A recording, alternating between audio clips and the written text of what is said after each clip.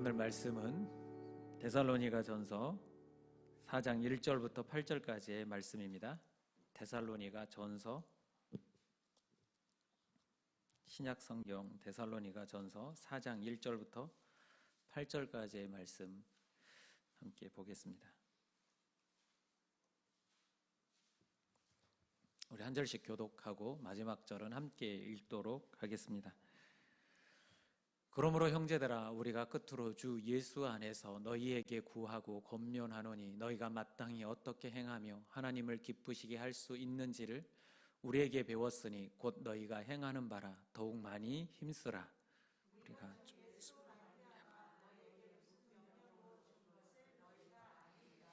하나님의 뜻은 이것이니 너희의 거룩함이라. 곧 음란을 버리고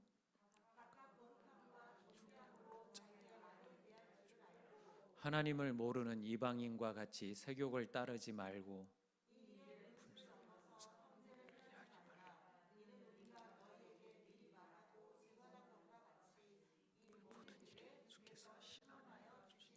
하나님이 우리를 부르심은 부정하게 하심이 아니요 거룩하게 하심이니 그러므로 자베르는 사람을 저버린 것이 아니요 너희에게 그의 성령을 주신 하나님을 저버림이니라. 아멘. 우리 옆 사람과 인사하겠습니다. 은혜의 자리에 잘 오셨습니다. 계속해서 우리가 데살로니가 전서 강해를 이어가고 있습니다. 지난 시간에는 사도 바울이 데살로니가 교인들을 향해서 중보 기도 요청을 했습니다. 그 기도 요청이 무엇이었습니까? 우리가 데살로니가 교회를 갈 수 있게 그런 시간이 빨리 올 수 있도록 기도해달라. 그리고 사랑이, 내가 너희에게 베푼 그 사랑이 너희 안에 더 넘칠 수 있게 해달라. 그리고 한 가지는 바라는 내용을 이야기를 했죠. 강림하실 때 너희가 거룩하고 흠이 없기를 바란다라는 이 말씀을 가지고 함께 은혜를 나눴습니다.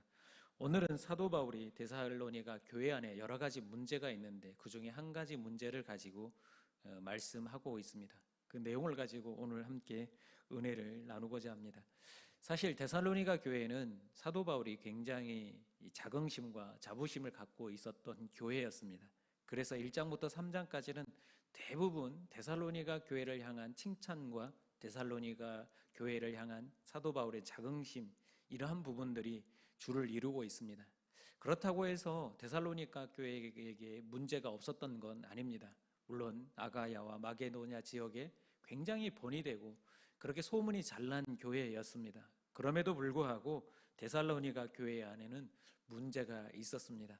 물론 여러 가지 문제가 있는데 오늘 본문에 나오는 4장에 처음으로 언급되는 문제가 무엇이었느냐? 교회 안에 있는 음란과 세욕에 대한 문제였습니다.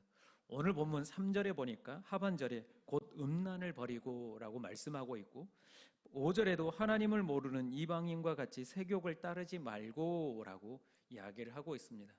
이러한 사도 바울의 권면을 볼 때 분명히 데살로니가 교회 안에는 이와 같은 음행의 문제가 있었다라는 것을 우리는 알 수 있습니다. 이것에 대해서 오늘 사도 바울은 크게 세 가지로 권면하고 있습니다.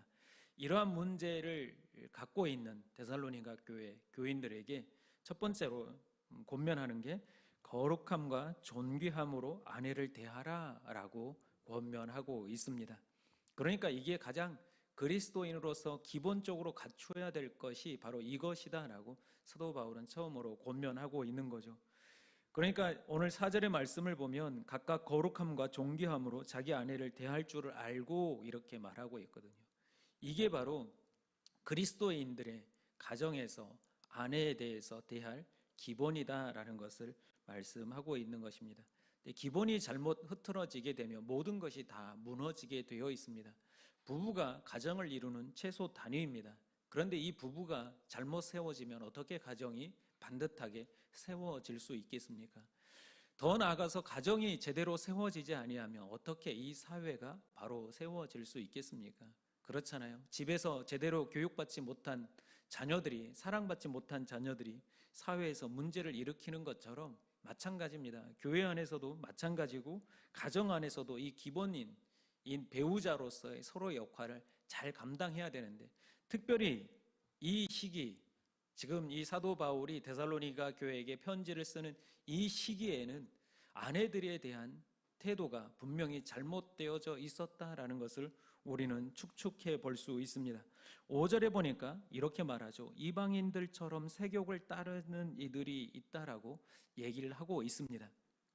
이방인들이 의미하는 게 무엇일까요? 바로 예수 그리스도를 믿지 않는 사람들을 말합니다. 근데 그 사람들이 어떤 것들을 따랐을까요? 여기를 보니까 성적 욕망을 제어하지 못하고 성결한 삶을 살지 않는 그들이었다라는 것을 우리는 알 수 있는데, 이들은 이런 부부간의 대의를 지킬 필요가 없다라고 생각을 하는 사람들입니다. 그러니까 이 성적 타락이 죄인지 모르고 살아가는 사람들이었다라는 겁니다. 왜 그렇습니까? 그들은 하나님을 몰랐기 때문에 그렇습니다. 우리 하나님은 어떤 하나님입니까?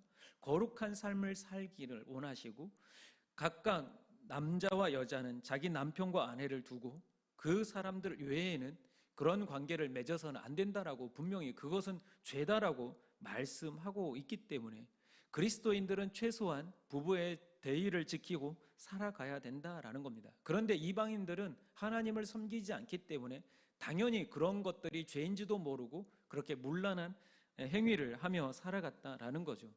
우리가 잘 알고 있듯이 소돔과 고모라가 멸망한 이유 중에 하나가 무엇입니까? 바로 그들은 음란을 행했기 때문에 그렇습니다. 롯에게 찾아온 천사, 그 두 사람도 내놓으라라고 얘기를 하면서 상관한다라고 얘기를 합니다. 이 상관도 우리가 다른 의미, 여러 가지 의미가 있겠지만 성적 문란함을 말하는 것이거든요. 이렇게 하나님께서 그런 그들에게 유황불을 내리셔서 심판을 하셨습니다. 그리고 가나안 땅을 향해 가던 이스라엘 백성들이 시딤에 머물러서 어떤 죄악을 범합니까? 시딤의 여인들과 음행을 저지릅니다. 이때 음행을 저지른 이유가 무엇입니까? 이방인들이 섬기던 신, 시딤에 모여있던 사람들이 섬기는 신이 무엇이었습니까? 바알부올이라는 신이었습니다. 그래서 그 이방인 여인들과 함께 우상을 섬기면서 거기에 초대받아서 음행을 일삼기 시작합니다. 이스라엘 백성의 남자들이 그 이방 여인들과 함께 음행을 행하게 되죠. 그것을 보고 하나님께서 진노하십니다. 분노하십니다. 그러면서 하나님께서 연병이라고 하는 질병을 그들에게 내리시죠. 그럼에도 불구하고 그들은 아무렇지도 않은 듯이 이방인들과 음행을 행하게 됩니다. 그때 아론의 손자요 엘르아살의 아들인 비느하스가 창을 가지고 들어가서 이스라엘 백성 그 남자와 그 이방인 여인을 한꺼번에 창으로 찔러 죽이게 되죠. 그리고 그 일로 인하여서 이 연병이 그치게 됩니다. 이렇게 하나님께서는 분명하게 음행이 죄이다라고 말씀을 하셨습니다. 그럼에도 불구하고 이 데살로니가 교회 안에는 자기 아내가 있음에도 불구하고 그 아내를 두고 다른 여인들과 심지어 이방 신들에게 제사하는 창기들과 함께 이렇게 음행을 행하고 있었다라는 겁니다. 그렇기 때문에 사도 바울은 분명하게 얘기를 하죠. 예수 그리스도를 믿는 성도들은 각각 아내에게 오늘 말씀한 대로 존귀하게, 아내를 존귀하게 대할 것을 말씀하고 있습니다. 그래서 고린도전서 7장 22절에서 4절에도 보면 분명히 사도 바울이 이렇게 얘기를 합니다.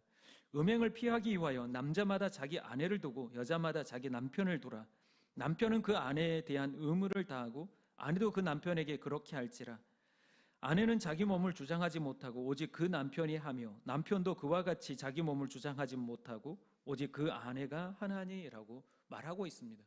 분명하게 하나님께서 원하시는 것은 각각 자기들이 자기 아내와 남편을 사랑하며 그 사람들 안에 매여 있어야 한다라는 것을 분명하게 말씀하고 있습니다. 하나님의 자녀라면 응당 그렇게 아내들을 존귀하게 대해야 되는데 그런 사회적 분위기 속에 휩쓸려서 믿는 사람들조차도 그게 죄인지 모르고 무감각한 상태에서 음행을 저지른 것, 그래서는 안 된다라는 것을 오늘 사도 바울은 데살로니가 교회 성도들을 향해 강력하게 말씀하고 있는 거죠. 그래서 부부의 대의를 지켜라라는 것을, 그게 가장 기본이고 그것이 하나님 앞에서 옳다라는 것을 말씀하고 있습니다. 우리도 기억을 해야 됩니다. 물론 음란을 떠나서 부부간에도 대의를 지킬 수 있어야 합니다. 서로를 존귀하게 여겨야 합니다. 그게 하나님께서 기뻐하시는 일인 줄로 믿습니다.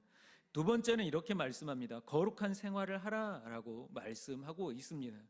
여기서 거룩이라고 하는 것은 이런 뜻이 있습니다. 거룩은 죄악과 구별된 도덕적인 삶이나 세속적이고 비신앙적인 것으로부터 자신을 엄격하게 구별하는 경건한 행위를 바로 거룩이라고 할 수 있습니다. 그러니까 이 거룩이라는 이 말뜻 속에는 구별되다라는 뜻과 함께 성결하다, 성결의 뜻도 함께 가지고 있습니다. 하나님께서 이스라엘 백성들을 애굽 땅에서 끌어내신 이유가 무엇입니까? 애굽 땅 자체에서 그곳에서 생활하면서 그곳에서 땅을 차지해서 충분히 살아갈 수 있는데도 불구하고 하나님께서 그들을 애굽 땅에서 끌어서 가나안 땅으로, 그리고 가나안 땅에 살고 있던 그 민족들을 다 멸하게 하시면서 그들로 그곳을 차지하게 하신 이유가 무엇입니까?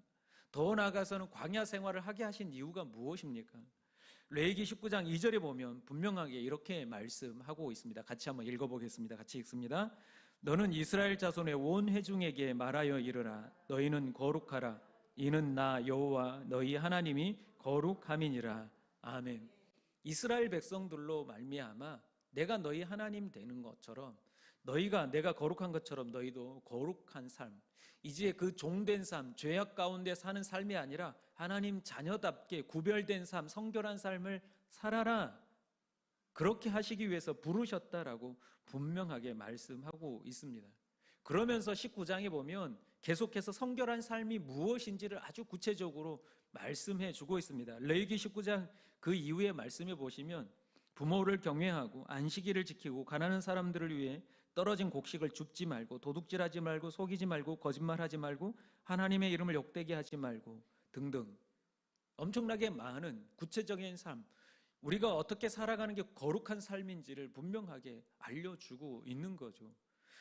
우리 하나님께서 분명하게 우리에게 원하시는 것은 이렇게 세상 사람들과 이방 사람들과의 다른 구별된 삶, 거룩한 삶을 살아가기를 원하신다라는 겁니다. 그래서 우리를 부르셨다라고 분명하게 말씀하고 있습니다. 여기 계신 또 많은 이 세상의 주 예수 그리스도를 믿는 많은 성도들, 우리 하나님께서 부르신 이유가 바로 거룩하게 살아가게 하시기 위해서인 줄로 믿습니다. 그런데 오늘 본문에 보니까 6절에 보면 이렇게 말합니다. 이 일의 분수를 넘어서 형제를 해하지 말라, 이렇게 말씀하고 있습니다. 이게 무슨 뜻일까요? 여기서 형제를 해하지 말라 이렇게 얘기를 하고 있는데, 이 형제는 누구를 의미할까요? 바로 교회 안에서 함께 믿음 생활하고 있는 사람들을 의미합니다. 그러면 분수에 넘어서라고 하는 이 말, 해하다라고 하는 말의 뜻은 남의 것을 속여 빼앗다라는 의미가 있고요, 넘어서라고 하는 것은 금지되어 있는 선을 넘어가다라는 뜻이 있습니다. 이것을 종합해 볼 때 앞선 이 절과 함께 이어서 보면 이방인들처럼 타인의 아내를 넘보는 행위를 가리킨다라고 할 수 있습니다. 그러니까 교회 안에서도 데살로니가 성도들은 마음이 무뎌져서 그게 죄인지 모르고 같이 신앙생활하는 형제의 아내를 이렇게 취함으로 인해서 그에게 해를 끼쳤다라는 것을 우리는 알 수 있습니다. 그래서 사도 바울은 지금 너희들이 세상에서 거룩한 삶, 본이 되는 삶을 살아야 되는데 세상 사람들처럼 똑같은 그러한 생활을 교회 안에서 하고 있으면 안 된다라고 사도 바울은 분명하게 지적하고 있습니다.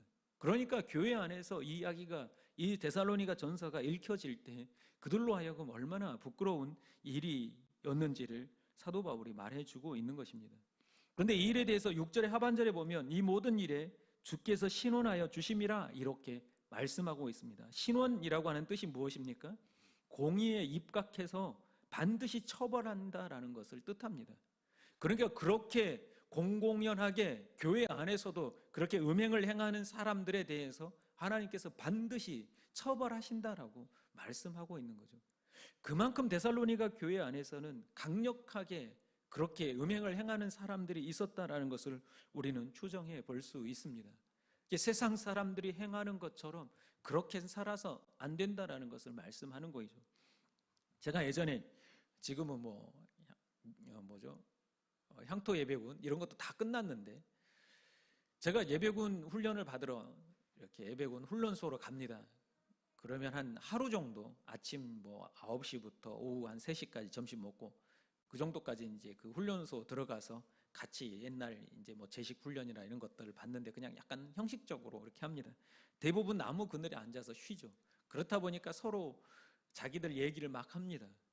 저는 이제 뭐 친구도 없고 뭐 사교성도 많이 좋지 않았기 때문에 그냥 혼자 앉아 있었습니다. 근데 옆에서 무리들이 막 자기들끼리 얘기를 하는데 이런 얘기를 하더라고요.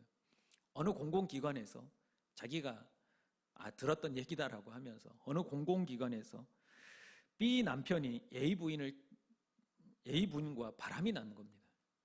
그러니까 같은 공공기관에 근무하면서 이 남자와 여자 각각 결혼을 했는데 남자와 여자가 바람이 난 거죠. 그런데 그 사실을 A 남편이 알게 된 겁니다. 그럼 어떻게 하겠습니까? 보통은 뭐 고소를 한다든가 아니면 이혼을 한다든가 이런 법적인 조치를 취하고 뭐 이렇게 하겠죠.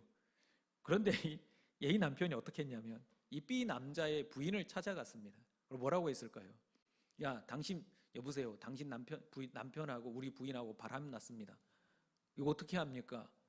이렇게 한 게 아니라 바람 났으니까 우리도 맞바람을 핍시다. 그리고 복수합시다. 그렇게 해서 진짜 그렇게 바람을 같이 쌍바람을 피웠다라고 합니다. 그 이야기를 들려주더라고요. 그러면서 자기 말이 진짜라고 하면서 어디 가면은 그 사람들을 볼 수 있다. 이런 얘기까지 아주 구체적으로 하더라고요. 그곳을 지나갈 때마다 궁금해지더라고요. 그분들 잘 어떻게 됐을까? 세상 사람들의 생각이 이렇습니다. 그게 죄인지 모르는 거죠. 그런데 우리 그리스도인들은 그렇게 살아서는 안 된다라고 사도 바울은 그들과 구별된 삶, 성결한 삶을 살아가야 된다라고 사도 바울은 분명하게 이야기하고 있습니다. 그게 만약에 교회 안에서 아무런 제재가 있지 아니하고 하나님의 아무런 심판이 없다면 교회는 어떻게 될까요? 세상과 다를 바 없는 그러한 교회가 되지 않겠습니까? 그런 교회 가운데 무슨 하나님의 역사가 일어난다라는 기대감을 가질 수 있고 교회 안에 무슨 소망이 있다라고 말할 수 있겠습니까? 그래서 사도 바울은 거룩한 삶을 살아가야 할 것을 분명하게 말씀하고 있습니다. 오늘은 음행에 대해서만 사도 바울이 이렇게 얘기하고 있지만 우리의 삶에 레위기 19장에서 말씀하시는 것처럼 전반적인 모든 부분에 있어서 우리는 철저하게 세상 사람들과 다른 하나님의 말씀에 근거한 거룩하고 성결한 삶을 살아가야 될 줄로 믿습니다. 마지막 세 번째 권면은 바로 성령을 의지하라라고 사도 바울은 권면하고 있습니다. 오늘 본문 8절에 보면 너희에게 그의 성령을 주신이라고 기록되어 있습니다. 주신은 디도미라고 하는 이 헬라어는 일회성을 의미하는 게 아니라 계속해서 주신다라는 그런 의미를 가지고 있습니다. 이건 어떤 의미입니까? 우리가 일회성으로 성령을 받아서는 안 되고 계속해서 삶 속에서 성령의 도우심을 받으며 살아가야 한다라는 것을 의미합니다. 그런데 여기 보면 세욕과 또 오늘 여기서 말하는 음행에 대해서 이렇게 말합니다. 특별히 이 세욕에 대해서는 두 가지 단어를 함께 사용하고 있습니다. 우리 이 성경에는 그냥 세욕이라고 표기되어 있지만 헬라어 성경에 보면 파데이와 에피디미아라고 하는 이 두 단어가 색욕으로 번역이 되어 있습니다. 그런데 이 파데이라고 하는 이 단어는 수동적인 의미를 가지면서 성적 정욕이며 이는 성령의 지배를 받지 못한 자연인의 본성으로 도저히 제어할 수 없는 육적 욕망을 뜻한다라고 말합니다. 그 다음에 에피디미아라고 하는 이 단어는 인간의 본성에서 나오는 적극적인 욕망을 의미한다라는 거죠. 그러니까 소극적으로 그 다음에 적극적으로 그러니까 전인격적으로 나타나는 이런 성적인 욕망, 불릴 듯 일어나는 욕망을 뜻하면서 이 두 개를 다 쓴 이유가 뭐냐면 스스로가 그것을 제어할 수 없다라는 것을 나타내기 위해서 이렇게 쓰였다라는 겁니다. 우리 인간 스스로는, 개인 스스로는 이런 욕망을 이겨낼 수 없다라는 거죠. 그래서 성령의 도우심을 받아야 된다라는 것을 분명하게 말하고 있습니다. 그래서 성령을 주시는 이라고 오늘 사도 바울은 얘기를 하고 있는 거죠. 여러분 살아가다 보면 내가 원하는 대로 내가 결심한 대로 우리는 그 일을 해낼 수 있습니까? 우리는 대부분 작심삼일하지 않습니까? 하루에 성경을 몇 장 읽겠다 아주 쉽게 생각해 보면 읽겠다 하지만 그것을 우리는 꾸준하게 지켜나갈 수 있습니까? 사실은 없거든요. 우리는 그렇게 연약한 존재입니다. 이렇게 살겠다라고 하면서도 우리가 특별히 가정의 달을 맞아서 좋은 말, 사랑의 말을 하겠다라고 하지만 직접 진짜 이제 삶으로 들어가서 가정에 딱 만나면 당장 우리가 좋은 말을 합니까? 그렇게 하기가 쉽지가 않잖아요.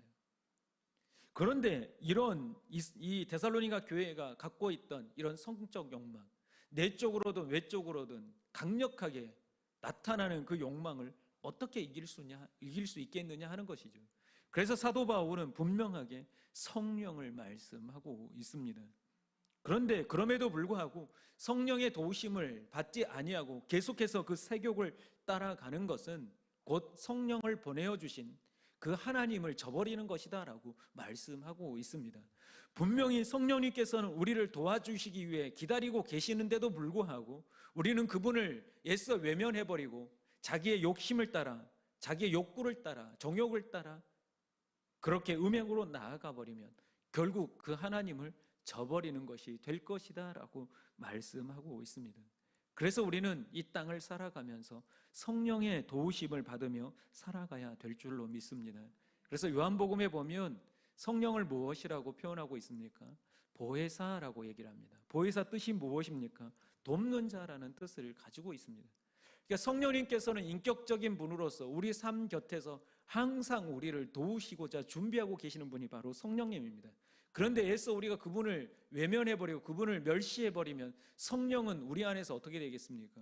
떠나갈 수밖에 없습니다. 우리가 죄와 함께 짝하여 살고 죄악을 내 안으로 끌어들이면 어떻게 성결한 영, 성령이 우리 안에 거하실 수 있겠느냐 하는 것이죠.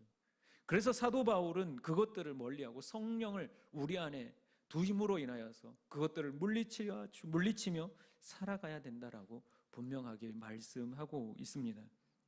여러분, 우리가 이 땅을 살아가면서 우리의 힘으로 감당할 수 없는 엄청난 유혹들과 시험거리들이 있습니다. 그때마다 기억하십시오.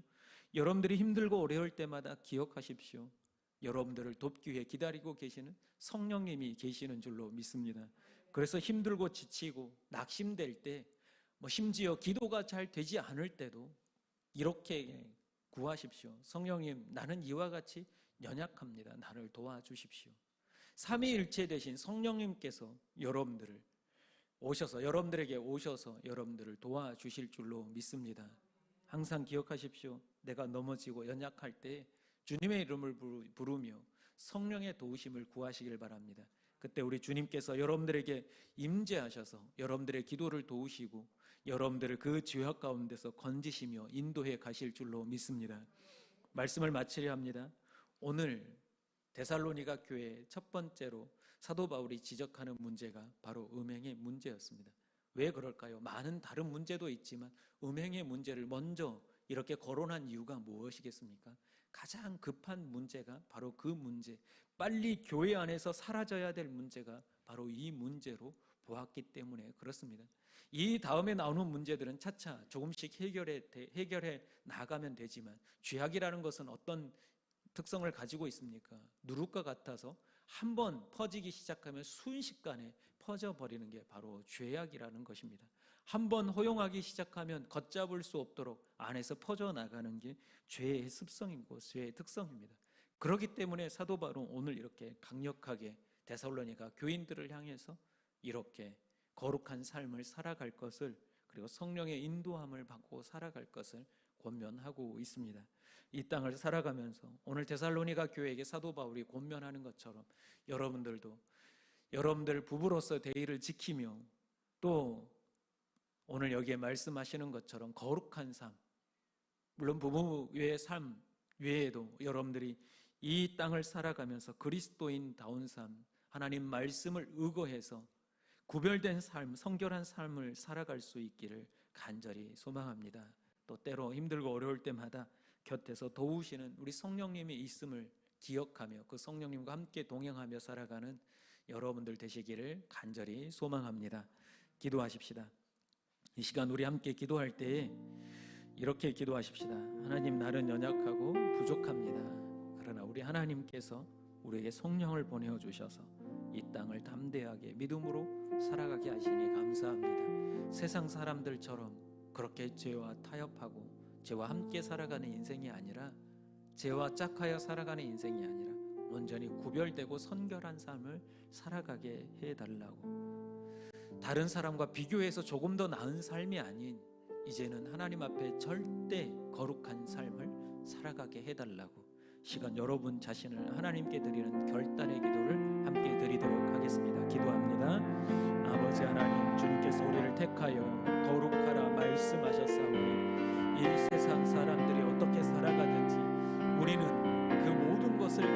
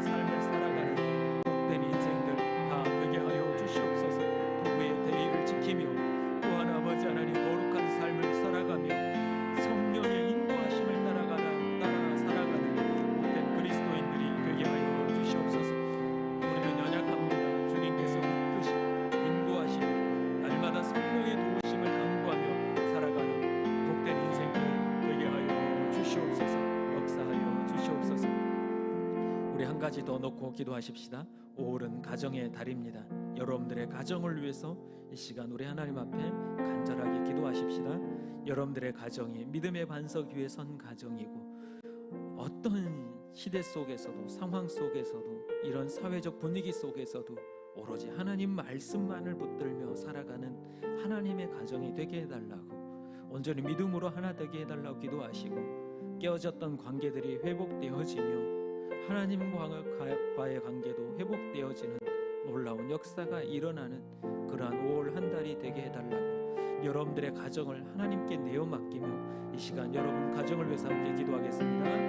아버지 하나님, 주님께서 우리 가정을 사랑하여 주시고 우리 가정을 세워주시니 감사합니다. 악하고 더러운 것들은, 또 우리의 욕심은, 때로는 나의 고집과 나의 아질이 가정을 무너뜨리며 가정을 깰 때도 있습니다.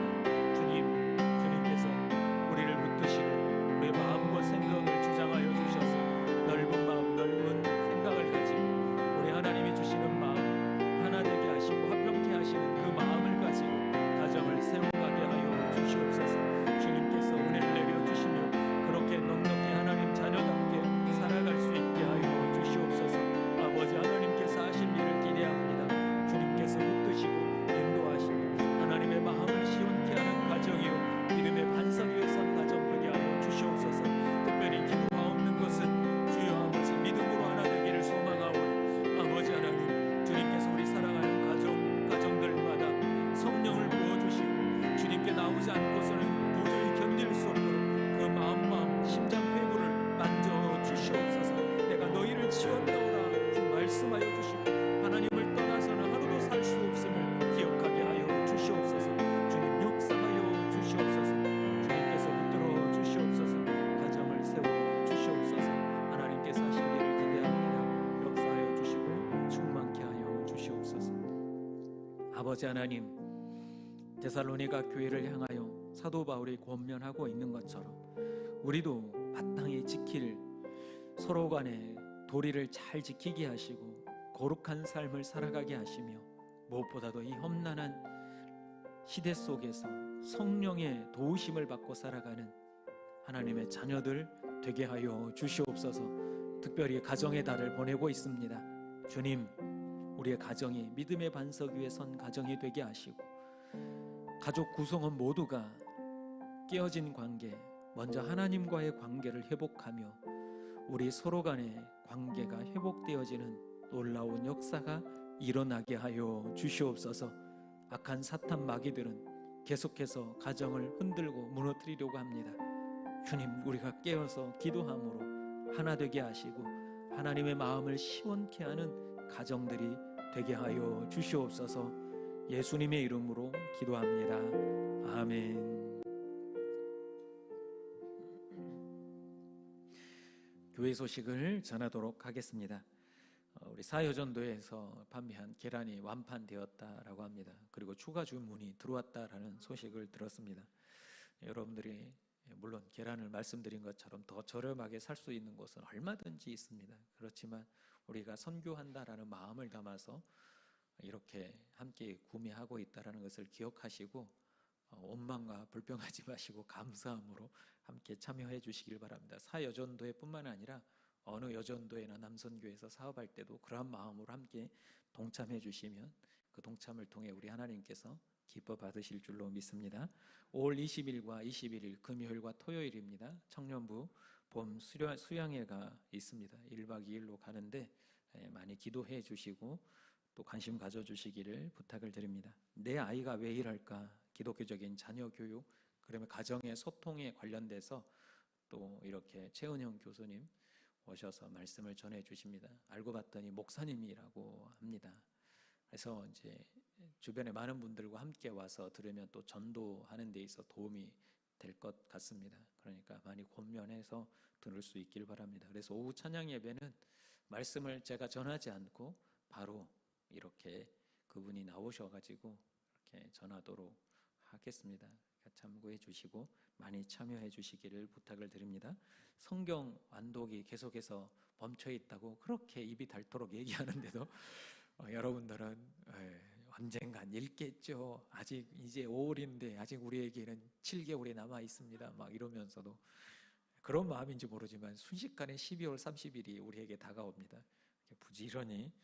부지런히 읽어두시길 바랍니다. 12월 30일이 돼서 울며 일을 가는 일이 없도록, 와, 올해도 일독을 못했네 하며 일을 가는 일이 없도록 끝까지 잘 최선을 다해 주시기를 부탁을 드립니다. 나머지 광고는 주보를 참고해 주시고 우리 옆에 사람들과 함께 이렇게 인사하십시다. 거룩한 삶을 살아갑시다.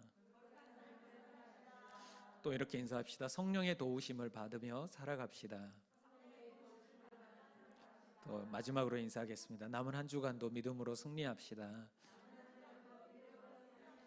기도하겠습니다. 지금은 우리 주 예수 그리스도의 은혜와 우리 하나님 아버지의 그 놀라우신 사랑하심과 성령님의 감화, 감동, 교통, 위로하심이 이제는 이 땅을 살아가면서 이 세상의 것을 본받지 아니하고 하나님의 자녀로서 거룩한 삶을 살아가며 성령의 도우심을 따라 그렇게 하나님 자녀답게 당당하게 살아가겠다 결단하는 주의 사랑하는 자녀들 위해, 가정들을 위해 이제로부터 영원토록 함께 하시기를 간절히 축원하옵나이다. 아멘.